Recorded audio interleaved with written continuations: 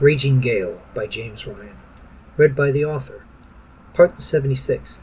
Abigail's Abandoned Plan. Abigail asked Van Herk for more drink before she returned to her conversation with Hope. When he brought another bottle, Abigail filled Hope's tankard halfway and gave a little more to herself. Hope took another drink, this one slowly, leaving half of it in the cup when she stopped, and without wasting a drop or saying a word. When she showed up, Abigail indicated the other woman with the tip of her tankard. I knew she was doing as I had, but not whether she could do it as well as I did, or whether she'd be a good seaman. It's a dangerous game, passing yourself off as another, and with the wrong person there'd be no end to the troubles. Me hope was, we get to port, I'd then take her aside and give her ways to improve her game, before sending her on to be another's troubles. You were going to send her away, said Hope, her tone neutral, her eyes looking elsewhere as she had another drink. Aye, it would have been for the best. She could continue on her own, a secret safe so long as she could keep it. As to whether or not she was any good as a seaman, no matter. It'd be better she be elsewhere than here when it came out. Wasn't she performing her duties?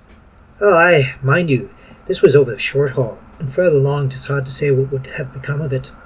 And even if she was a sea nymph who bled water, and could do the work of the entire crew herself without help, there'd be too much at stake if another woman be found in their midst.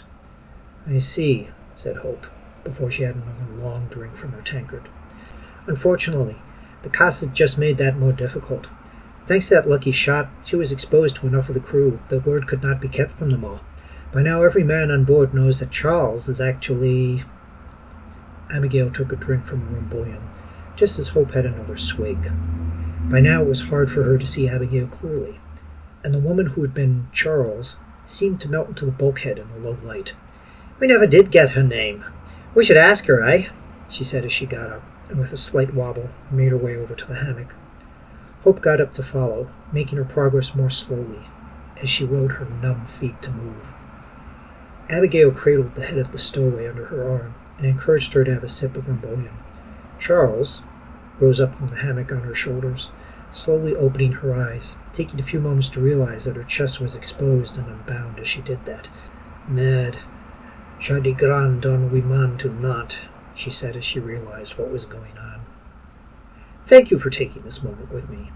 If you want to keep up with new chapters as they get posted, please subscribe to the channel and click the bell icon for notifications for when pieces go up.